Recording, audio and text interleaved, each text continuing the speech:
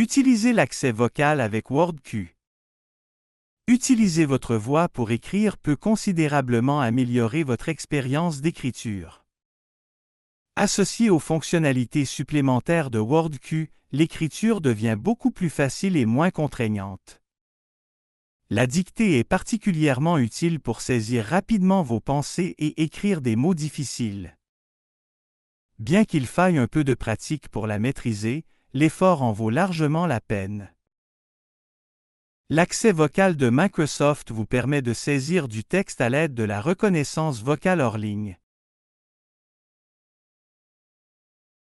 Vous pouvez écrire au clavier avec la prédiction de mots ou dicter directement dans votre document. L'accès vocal n'est disponible qu'avec Windows 11.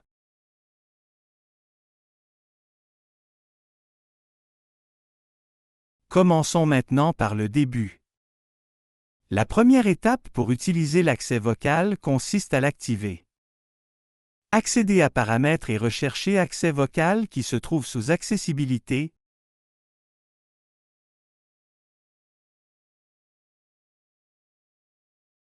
Activez l'accès vocal ici.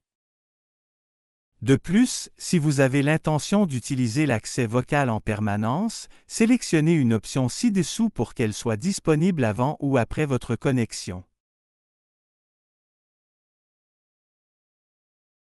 Remarque, la barre L'accès vocal est désormais toujours visible tout en haut de l'écran. Commencez par ouvrir WordQ s'il n'est pas déjà en cours d'exécution, ainsi qu'une application, telle que Microsoft Word.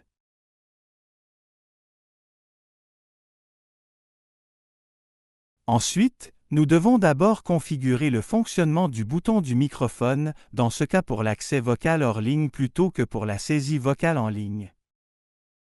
Cliquez sur le bouton microphone dans la barre d'outils de WordQ. La première fois, il vous est demandé de sélectionner la méthode de reconnaissance vocale. Choisissez Accès vocal.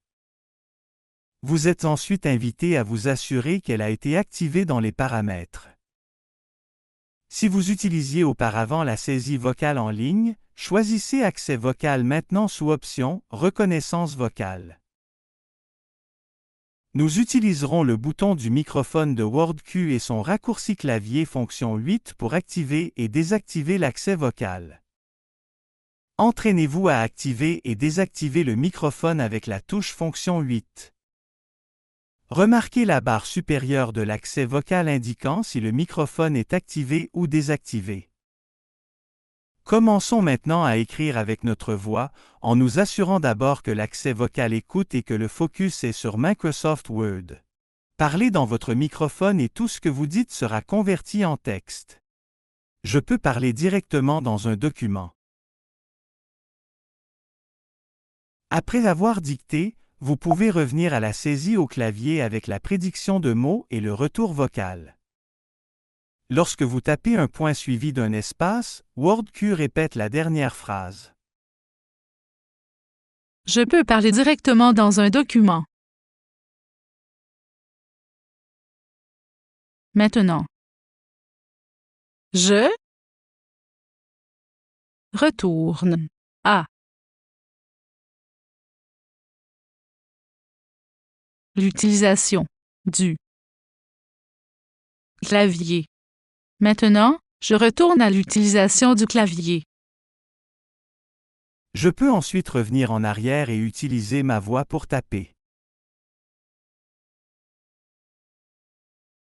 Je peux ensuite revenir en arrière et utiliser ma voix pour taper.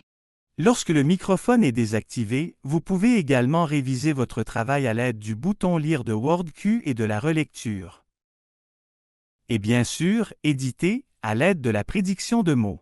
Je peux parler directement dans un document. Je peux parler directement.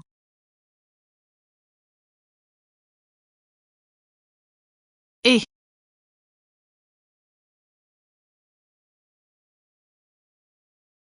taper. Je peux parler et taper dans un document. Vous trouverez des informations plus détaillées sur l'utilisation de l'accès vocal, y compris les commandes vocales, en cliquant sur le bouton Aide de l'accès vocal.